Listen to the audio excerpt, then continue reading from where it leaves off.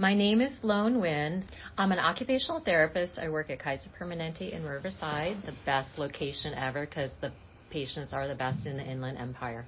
Pediatrics is my specialty. I started out in pediatrics. I have worked with adults too, but I think my first love is definitely pediatrics and now specifically neonatal care. I love that arena. But I love the patients too that are adults because they bring so much history. And so my parents were refugees in Vietnam, and the story of how I came here would equal any story you saw in a movie.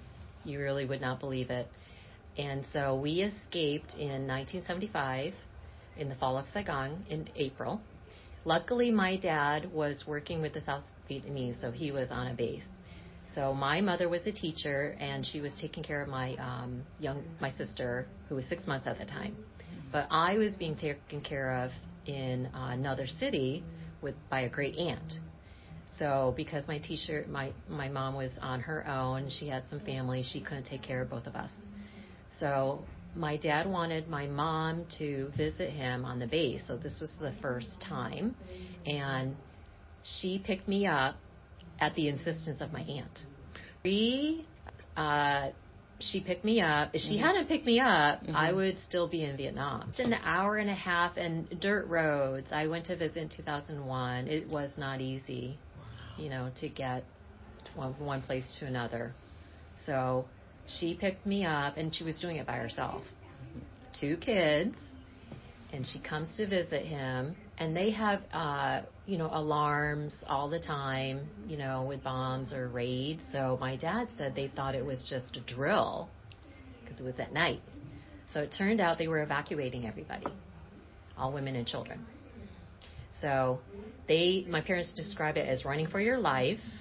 And she took me and my sister, had to leave everything else to get on a helicopter. So the helicopter flew to an aircraft carrier for all the women and children. My dad had to stay because he was with the military. And so that aircraft carrier took us to Guam. So what my parents said is that his captain and his unit tried their best to try to get an evacuation plan for them because otherwise they're going to be in prison. They knew it. And so the captain stayed, and at that time, communication was really poor. We didn't have cell phones. So they had to wait and decide if they were going to leave because some of the military men, they didn't have their wives and children come to the base, so they weren't sure if their family already left or not. So you had to either risk staying, maybe potentially leaving your family, and you can't stay too long because then you will miss your opportunity. So my dad said that they would get coordinates of where to go and hoping those coordinates were, accurate, and then having enough fuel to get from the helicopter to the aircraft carrier. So he was able to get on the helicopter that landed on the Midway, the Midway that is stationed in San Diego. So he describes it like they pulled him off even before the helicopter landed, and they pushed the helicopter off the ship.